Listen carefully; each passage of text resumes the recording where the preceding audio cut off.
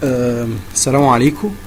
I'm Abdelrahman back again to our training videos. That's the third and the last almost part of the training, which is pretty much doesn't consist that much of that product knowledge, but this is just I can name it the how-to video. So it's completing the whole procedure of the training.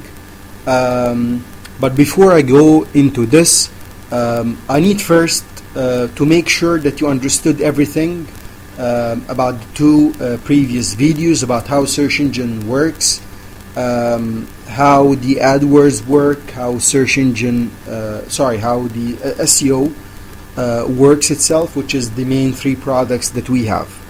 So as a recap, and also to remind you in a brief way about everything we explained, I just want you to watch that next video that will explain to you exactly and briefly also how the search engine works.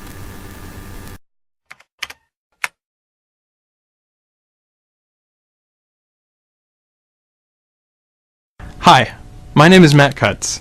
I'm an engineer in the quality group at Google, and I'd like to talk today about what happens when you do a web search.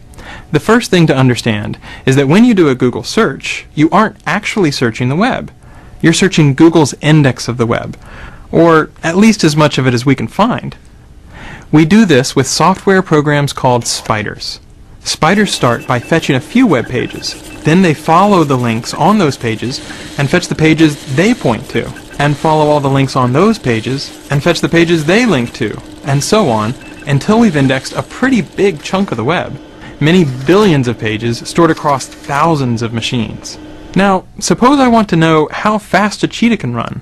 I type in my search, say cheetah running speed, and hit return. Our software searches our index to find every page that includes those search terms. In this case, there are hundreds of thousands of possible results. How does Google decide which few documents I really want? By asking questions, more than 200 of them, like, how many times does this page contain your keywords? Do the words appear in the title? In the URL? Directly adjacent? Does the page include synonyms for those words? Is this page from a quality website, or is it low quality, even spammy? What is this page's page rank?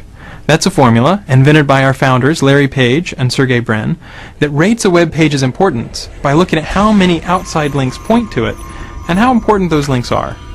Finally, we combine all those factors together to produce each page's overall score and send you back your search results about half a second after you submit your search. At Google, we take our commitment to delivering useful and impartial search results very seriously. We don't ever accept payment to add a site to our index, update it more often, or improve its ranking. Let's take a look at my search results. Each entry includes a title, a URL, and a snippet of text to help me decide whether this page is what I'm looking for. I also see links to similar pages, Google's most recent stored version of that page, and related searches that I might want to try next. And sometimes, along the right and at the top, I'll see ads. We take our advertising business very seriously as well, both our commitment to deliver the best possible audience for advertisers and to strive to only show ads that you really want to see. We're very careful to distinguish your ads from regular search results. And we won't show you any ads at all if we can't find any that we think will help you find the information you're looking for. Which in this case, the cheetah's top running speed is more than 60 miles an hour. Thanks for watching. I hope this made Google a little bit more understandable.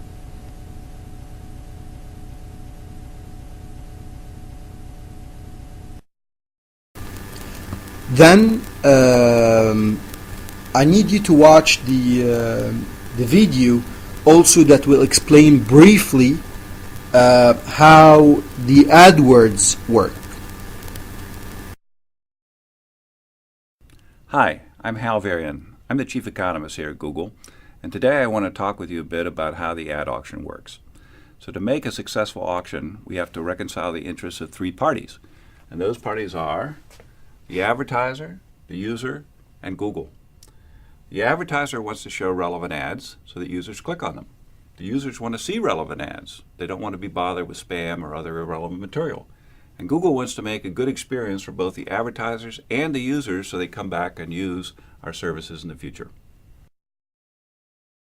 Now that we understand the motivation of the players, we can look at how their actions are reconciled in the auction. So I'm going to do a very simple example to start with. It's a case where there are 3 slots, so 3 positions where ads could appear, and there's 4 bidders who are competing for those slots. What happens is every time a query is made on Google, we run an auction. And the auction is an auction for clicks. So advertisers only have to pay when they receive a click. In this particular case, we have our 4 advertisers with different bids, 4, 3, 2, and 1. And the ads are ordered in terms of those bids. Highest bidder gets the first position, second highest bidder the second position, and so on. They don't have to pay their bid when they receive a click. They only have to pay the bid of the advertiser below them. So in this particular case, we have the first advertiser bidding $4, but they only have to pay $3, which is the bid of the second highest advertiser. Same thing for advertiser 2 and for advertiser 3. So in this way, each advertiser can bid their maximum willingness to pay, but what they have to pay is just enough to beat the competition. So I told you that was a simplified version of the auction. Let's try to do something a little more complicated. What's left out of the example I just gave was the concept of ad quality. So remember, users want to see relevant ads, advertisers want to present relevant ads to users, and Google wants both users and advertisers to have a good experience so they come back and continue to use the system. So what we're concerned with at Google is making sure that the ads that are shown to users have a high ad quality. So what is quality score? So there are 3 components of the quality score, and the biggest one by far is click-through rate. By allowing users to vote with their clicks, we have millions of people who are helping us decide which ads are best for each search query. Google's philosophy has always relied on user feedback as a key driver of decision making. So using click-through rate and quality scores is our way of incorporating that feedback into ad serving. Relevancy is the second largest component of quality score.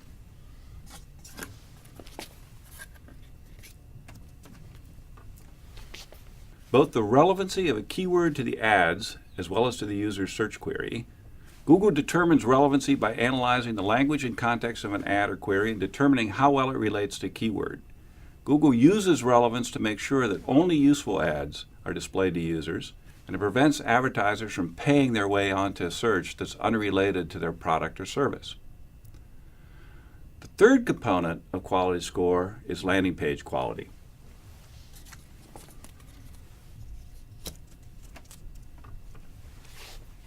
An ad is only useful to a user if the landing page that it leads to helps them find the information they're looking for. A high-quality landing page should have relevant, original content, be easily navigable with quick load times, a minimum pop-ups or pop-unders, and be transparent about the nature of your business, how your site interacts with a visitor's computer, and how you intend to use a visitor's personal information.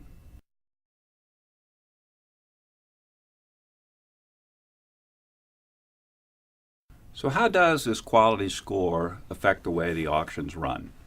What we do is we have a concept of ad rank. And ad rank is going to be the bid of the advertiser times the quality of the ad.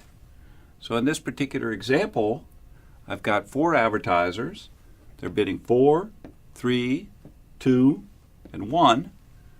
And the ads have different quality. In this case, it's a quality of 1, 3, 6, and 8. So to determine the ad rank, we just multiply those 2 numbers together.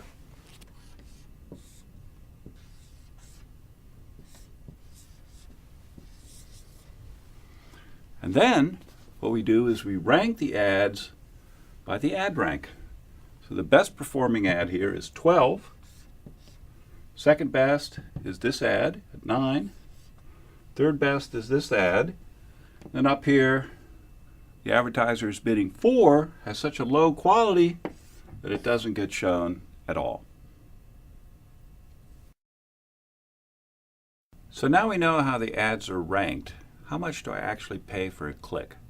Well, we use the same logic as in the simple example I presented a few minutes ago. Namely, you pay the minimum amount that's necessary to retain your position.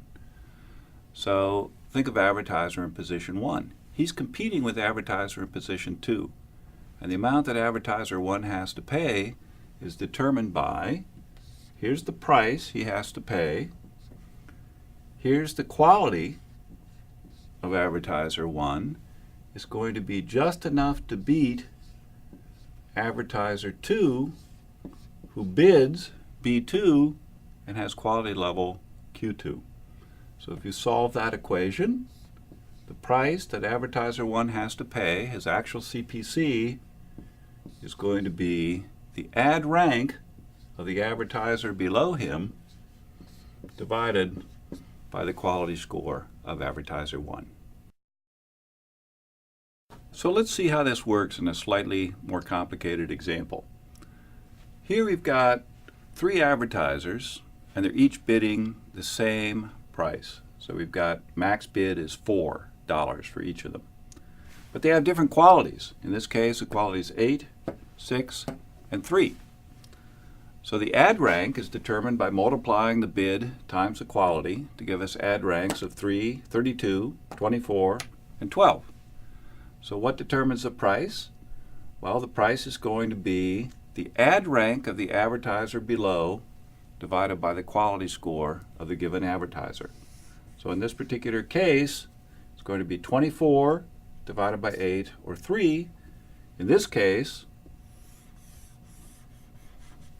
it's going to be 12 divided by 6, or 2. And finally, for the last advertiser, in this example, there's no advertiser below the last advertiser, so the price this person ends up paying per click is just the minimum price that's determined for that auction. We can use this example to illustrate an important point. What happens if an advertiser increases their quality score by having, for example, a more relevant ad? Well, take advertiser 1. Suppose his quality score goes up to 10. Then his ad rank is going to go up to 40. What happens to his price, the price that he has to pay per click? That goes down to $2.40. So by increasing your quality score, you can decrease the price that you have to pay per click. So why do we use ad rank in this way? We'll go back to the ecosystem that I talked about at the beginning. Makes users happier because users get to see more relevant ads. Makes the advertisers happier because the advertisers are showing more relevant ads, ads that are more likely to get results from the viewers. And it makes Google happy because with happy users and with happy advertisers, we get more people using our system. I hope that this discussion has helped demystify the Google ad auction. If you have any further questions or want to see additional material, go to adwords.google.com/support. Thank you for your attention. And then I want you to finally, last but not least, to watch the video about which will explain briefly about how SEO works. Is to give you a basic overview of how search engines work so you can better understand what search engine optimization, or SEO, is all about. Let's get started. As of today, there are over 130 million registered websites out there on the internet. To sort through all of it, most of us rely on search engines to find what we want. And these search engines have become so good that over 90% of people using the internet rely on them to find things. Now, there's lots of good search engines out there, but about 83% of people worldwide use Google.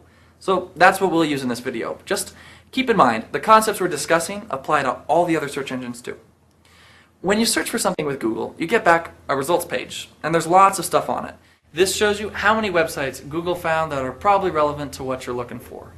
Here, companies can pay Google to place ads for when people search for particular things. But this is the section most people care about. It's the actual results list, which is just a list of websites that are most likely to contain what you're looking for. And you'll notice this is just the first results page. You can click down there for more. Now, here's the important part that most people just don't know. Over 94% of people that use Google only click results on this first page. If they don't find what they're looking for, they usually don't bother clicking on subsequent result pages. Instead, they typically prefer to just adjust their search terms and start from scratch. And of those people who do click on that first page, most only click in what's sometimes referred to as the golden triangle, or top 3 or so results. In fact, about 63% of people just click right in there. This is why optimizing your website for search engines or doing SEO is so important. When people search for something that's relevant to them, and they see your website in their search results, they're going to click and visit your page. And these aren't just any visitors. These are people that are looking for exactly what you offer. So, of anyone, they're the most likely to convert into customers and subscribers, etc. But if your website isn't showing up towards the top 3 results or so, or if it isn't even on the first page, it's almost like your website doesn't exist. No one can even find it. Now, in our example, we searched for California sandals, and we got back about 22 million website results. It's not exactly a small number. Have you ever wondered why some websites show up on this first page, and others are stuck way down at the bottom of the pile? Well, a site's position in search results is determined by what's referred to as PageRank. Every website has a ranking for particular search terms or keywords. In the beginning, the first search engines worked by tracking all the words on web pages. So if you searched for California sandals, you'd get back a list of websites containing those 2 keywords. And the websites that had those words most often were ranked higher, and they showed up towards the top of results pages. Well, in 1996, 2 Stanford PhD students noticed while they were researching academic papers that sources that contained a lot of keywords didn't necessarily mean they were more relevant. What mattered a lot more was whether those papers were cited often by other papers. So they applied this citation concept to web search. They suggested websites that were backlinked a lot, that is to say, were referred to often by other websites, were more likely to be relevant. That's how Google was born. Search engines today all follow this model. They still look at your website's keywords, but they then rank your site's relevance on the number and quality of backlinks to it from other websites. So think of it like this. Keywords lets Google see your site and know what it's about. Backlinks determine how much Google trusts your site to be relevant. So keywords are important because they tell Google you're out there, but backlinks move your website up the food chain. That's why the search results you see are called organic or natural results. They're constantly changing based on what people actually do out there on the web. Unsurprisingly, as there are these 2 aspects to how search engines find and rank pages, there are 2 corresponding components to SEO. First is the on-site component. This is where you ensure your site is full of keywords that are relevant to what your site's about. So for example, if you sell sandals in California, you want to make sure relevant keywords are on your site, like sandals, California, ocean, beach, flip-flops, shoes, leather, sand, things like that. The second component of SEO is called off-site SEO. This is where you work to create backlinks to your website that originate from other sources.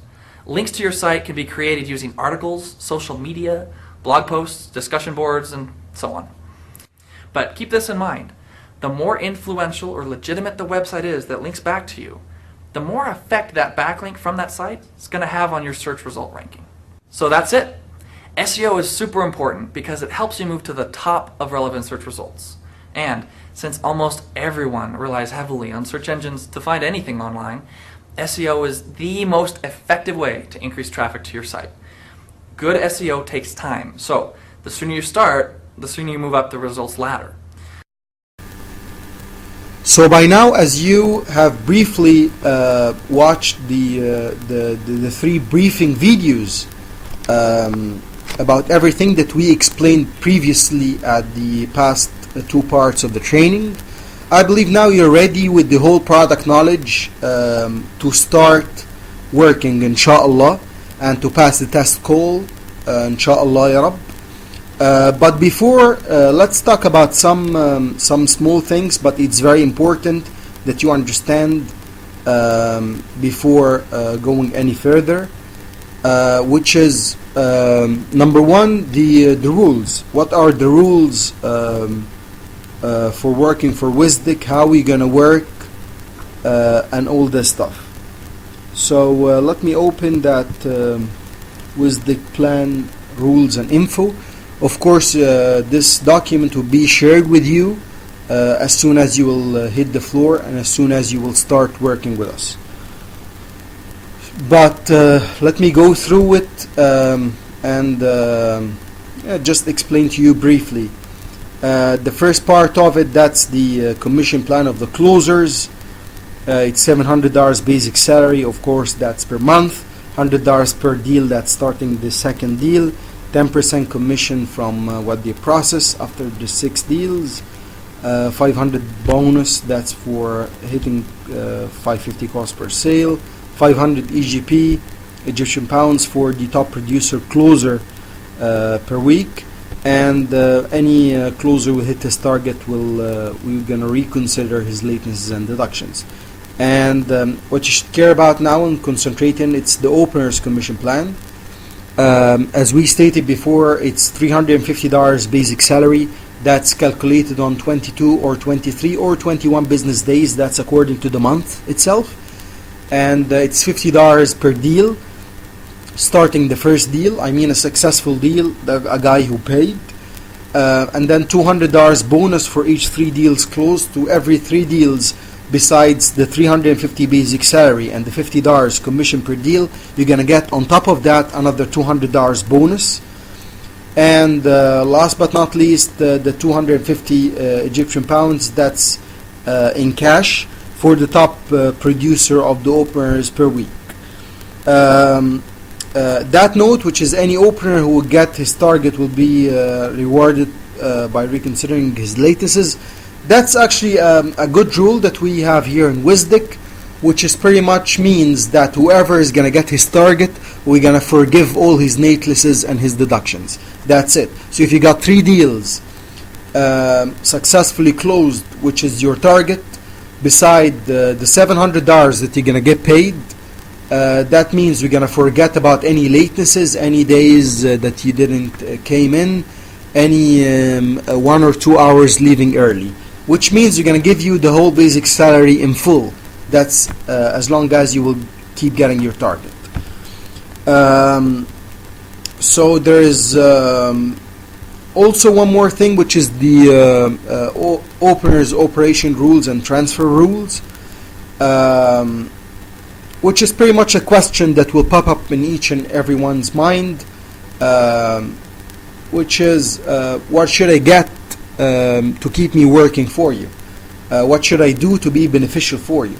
So pretty much I created these 3 points, which is if the opener got 2 deals and above, he's on a safe side.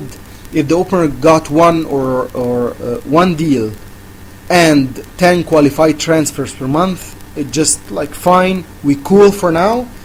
But if you got 0 deals and less than 10 transfers per month, well, you are on the edge.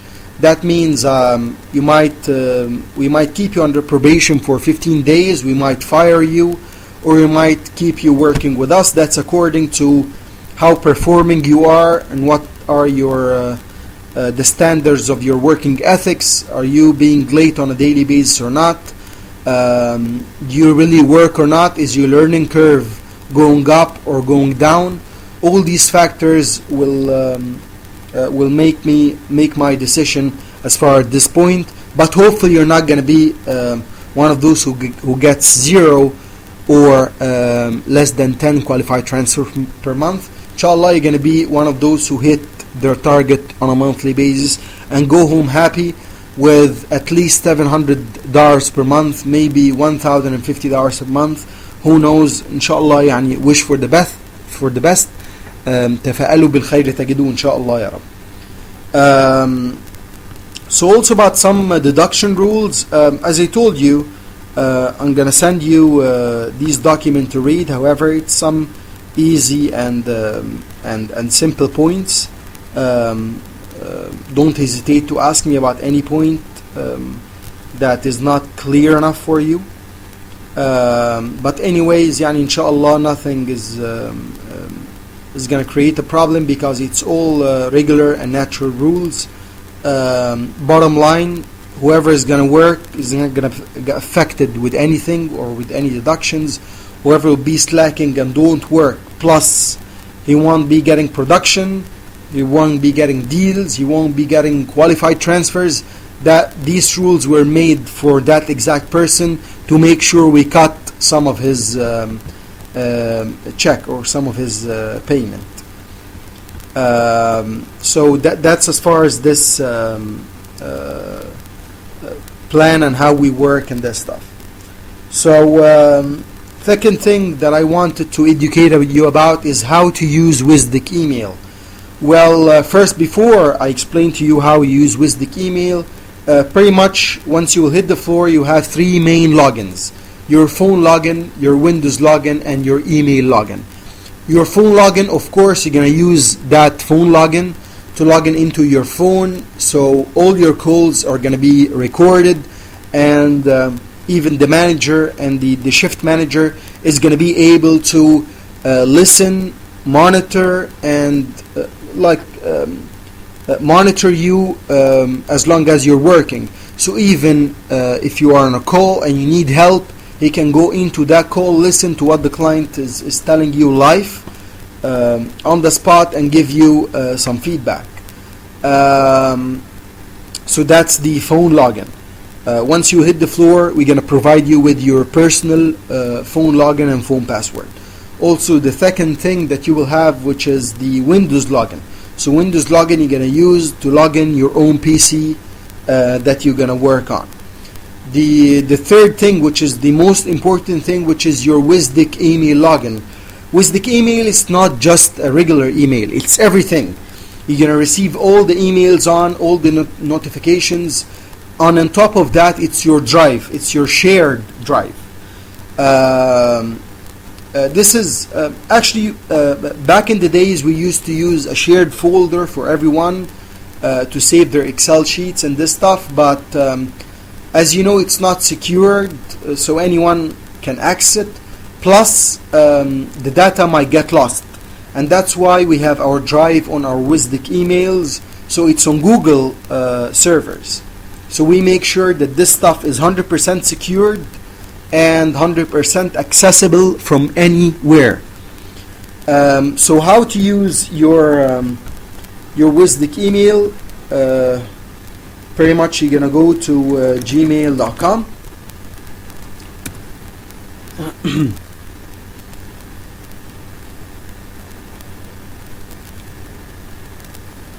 And let's wait till it opens.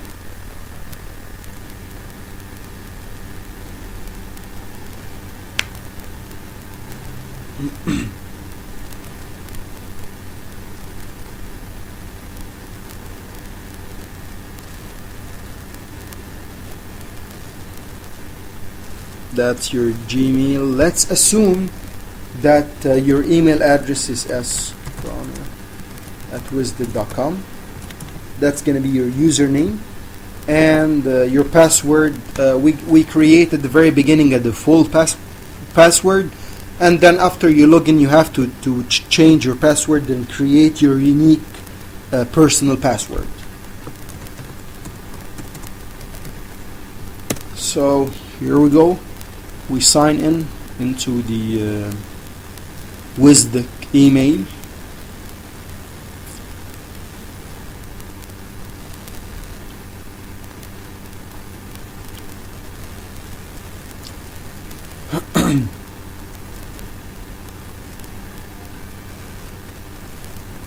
So as you can see, it's pretty much a regular email. These are the emails that you can receive on a daily basis. One more hint for you. I need you to, whoever is going to have a smartphone, I need him to install the Gmail on his smartphone, so whenever I'm going to send an email, you're going to receive it on the spot. And also I need you to check your emails during weekends, because If there is any important notification, we're going to notificate you via email about it. So that's a regular email. So what's the difference between Wisdek email and anything else? I told you the drive. So you click here and you go into the drive.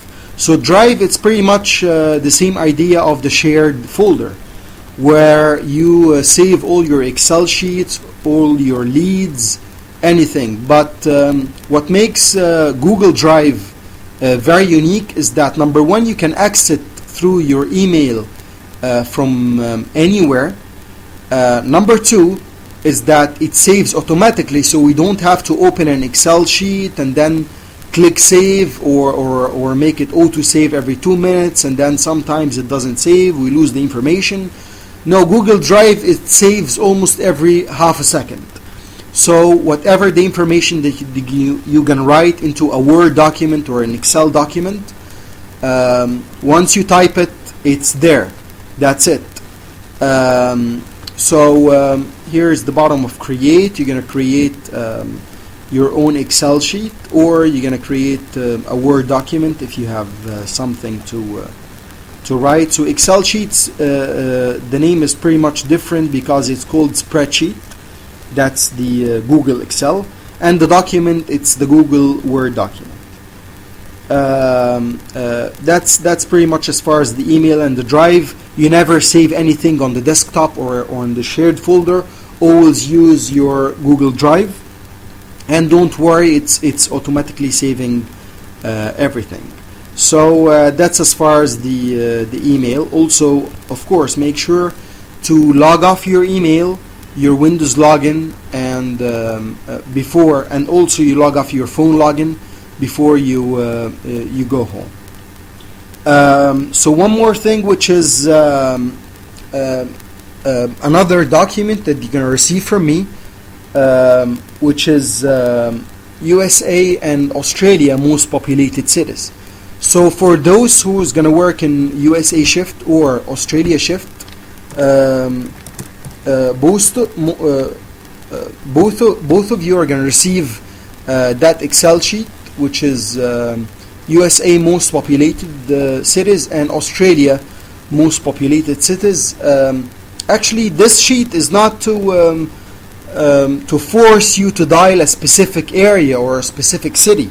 No, but this is just to give you a rough figure about what are the popular cities, what are the cities that I'm going to find a lot of businesses in it, and what are the cities that are like so-so, it doesn't contain that much businesses. However, that doesn't mean that no one got deals from the cities that have kind of low population. No, we get deals from anywhere. But of course, the ratio of getting deals from big cities, it's higher than getting deals from small cities. So I listed in this document almost all the cities in the states that have a population more than 100,000 people that lives over there. Of course, the most populated city is New York. Second populated city is Los Angeles in California, and then you go. So it's descending, and this is very useful tool to have with you handy. Industries. Also, I created another document to have some ideas about the industries. Again, as I told you, it's not something to force you to dial a specific industry or to make you dial a specific industry.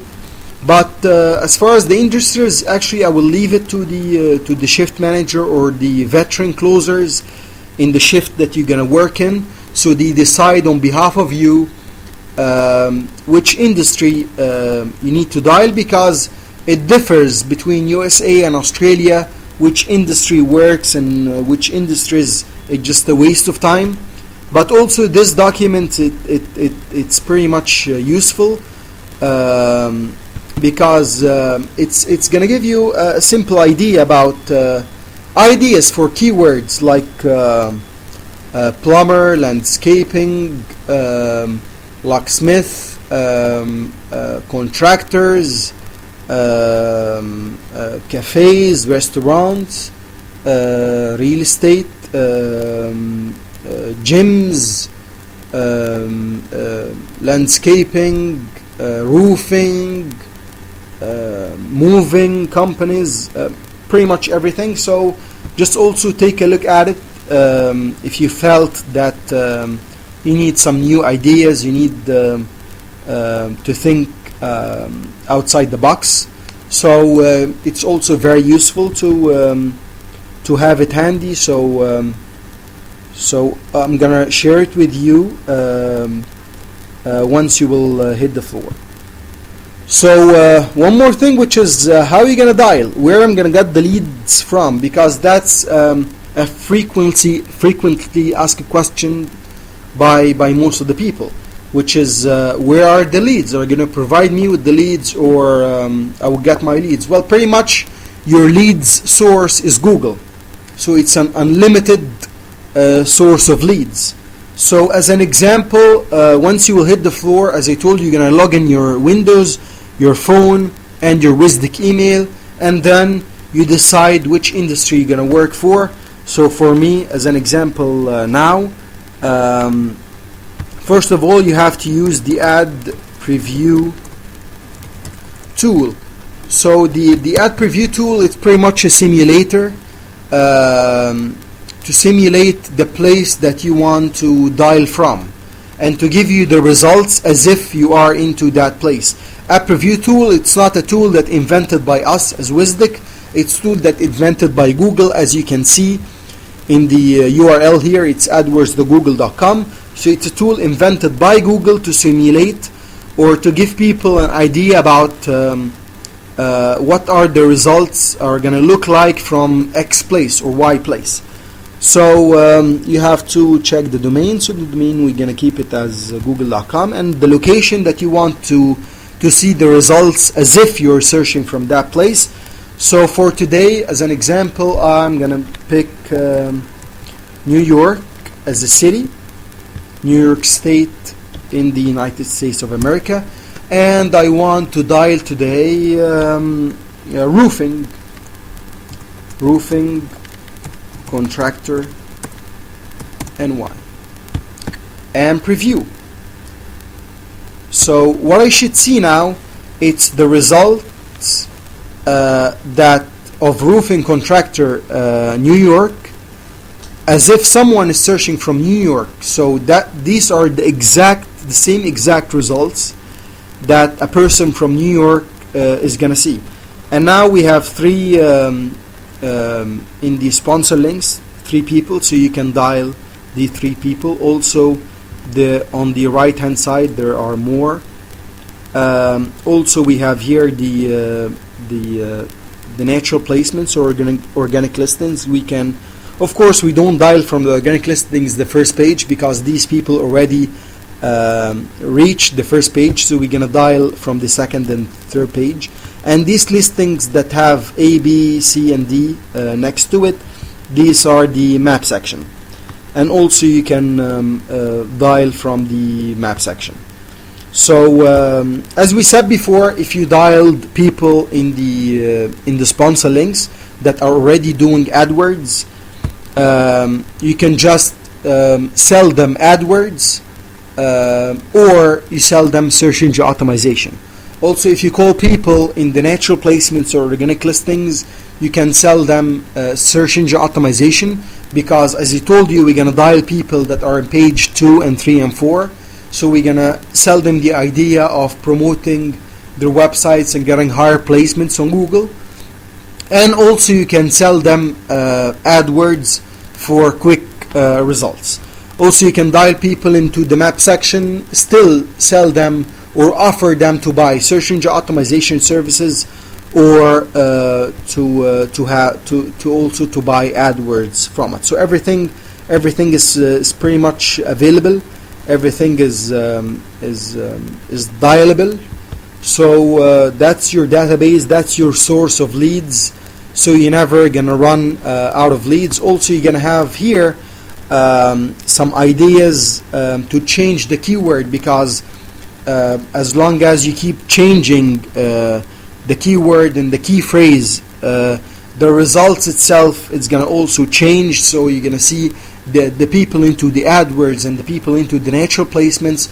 Also, I'm going to change, so that will be new people within the same industry that you're dialing.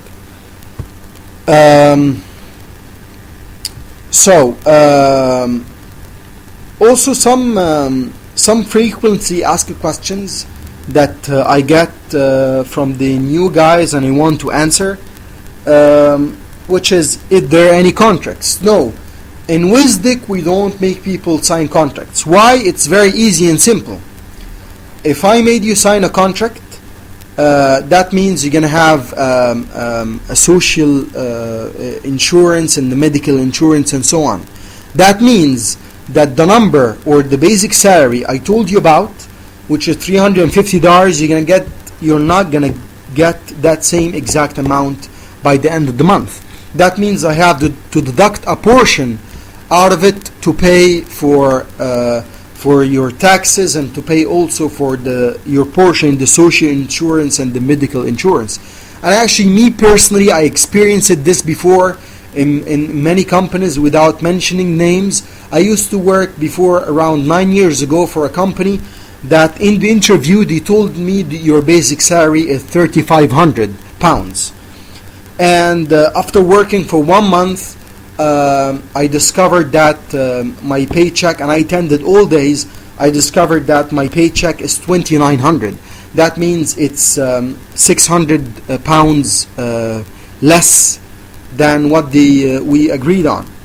And then I discovered it's for the social insurance and the medical insurance and so on. And I wished back then that, of course, I'm not gonna go to doctors, or I'm not gonna use it with £600 on a monthly basis. So I went to the HR. I told them, well, so how about you give me these £600 on a monthly basis, and whenever I'm sick or whenever I need a doctor, well, I'm gonna pay for it. So thank you very much. I don't need it. But I was sure, of course, they refused, and I was 100% sure that they make profit out of it, because of course you're not going to pay all that amount of money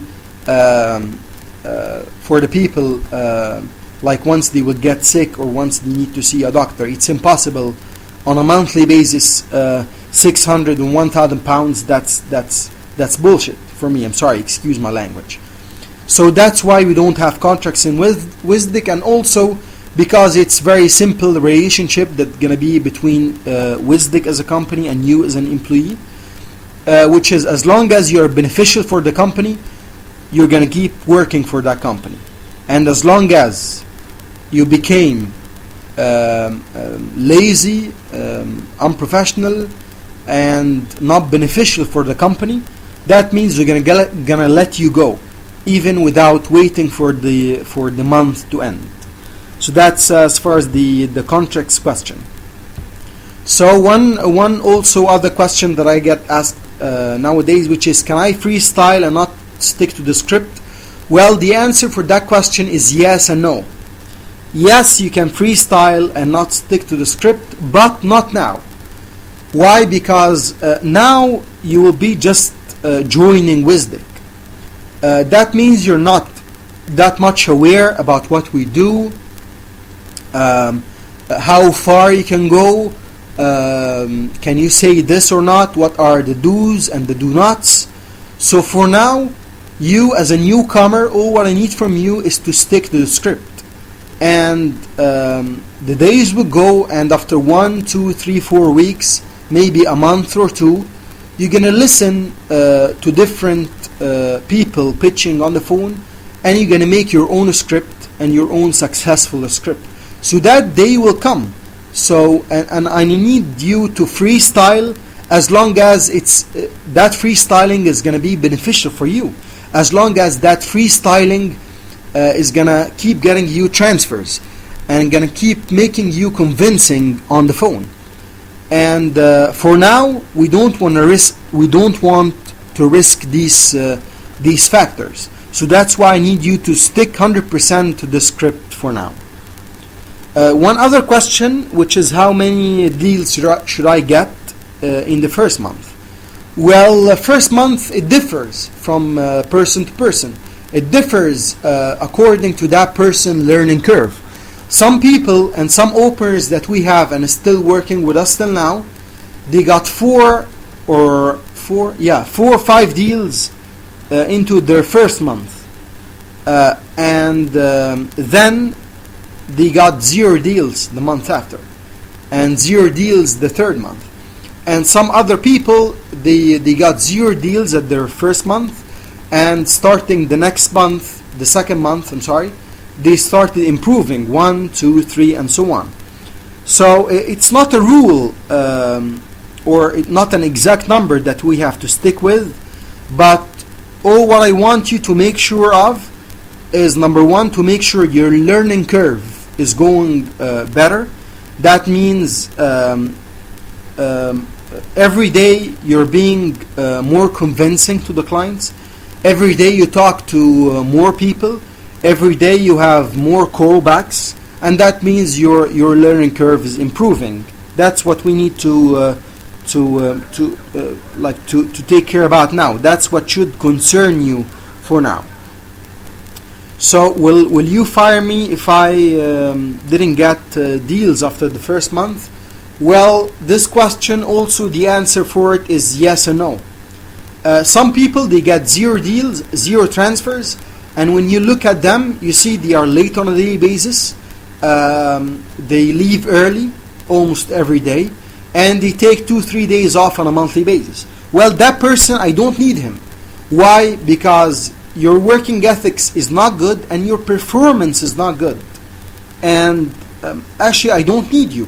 I would rather keep a person or another agent who got 0 deals, but at least you can see and everyone can tell that that person is trying, is giving 200% and trying and is making everything possible to make it happen or to get clients. I can give that person a chance, a second chance, for him to deliver me a good number of qualified transfers and good number of deals. So that's the answer of the question. As long as you're trying, you're giving it 200%, don't worry. If you got 0 deals for 1 year, I don't care. Everyone can tell that you're trying to make it. Everyone can tell that you're doing your best, and we can see that you're doing your best, so you're on the safe side. Don't worry about this part. So last but not least, one other question, which is how fast can I get promoted? Well, that's the answer for this question. I think it's another question, which is how fast can you get deals? So let's say if you used to work as a closer before, and used to get 10, 20, because people tells me this all the time. I used to work as a closer before. I got 10 deals a month. I got $20,000 processed last month. Well, that's very good. Good for you, good for me. But you need to prove this. I need to see this. So if I hired you today as an opener, well, if you are that much of a good closer, that means you're going to get 5 or 10 deals in the first 2 weeks. Well, so you're going to get promoted after 1 month. Even after 15 days, I'm going to promote you. Why? Because you are very good. You are excellent. You are too good to be an opener. But if someone is telling me I'm a closer, I used to be that and that, I used to get X, Y, and Z. Well, and after you join, and I see you as an opener, a bad opener, an opener who doesn't get deals, an opener who doesn't even get transfers, that means you're nothing. You're not. I don't care about your history. You're nothing here and nothing in the past. If you cannot do it here, you cannot do it anywhere. Because that's what I believe in. A closer can be an opener, but an opener cannot be a closer. So as long as you're telling me I used to be a good closer here and there and there, well, that means you're going to be an excellent opener in 1 week you're gonna get me 5 or 10 deals. I promise you I'm gonna promote you within 1 week or within 15 days. But show me success, or in other words, put something on the table. Show me how successful you are. Show me deals. Show me transfers. Show me a potential closer. That's it. So that's the answer for that question. Well, last but not least, because I believe I forgot about this, which is most of the people want to know how to calculate their salaries. So pretty much it's very easy. Let me open any Excel sheet for previous attendance here. So that's the openers. Just 1 second.